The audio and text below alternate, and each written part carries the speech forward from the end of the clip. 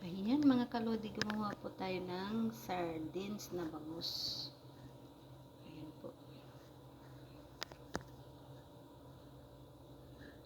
Style Spanish po yan na sardine. Ang lambot.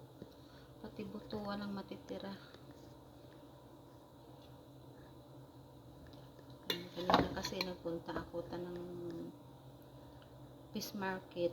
Napadaan ako doon. Sama ko yung bumili kami ng ng mga gamit ng pasyente.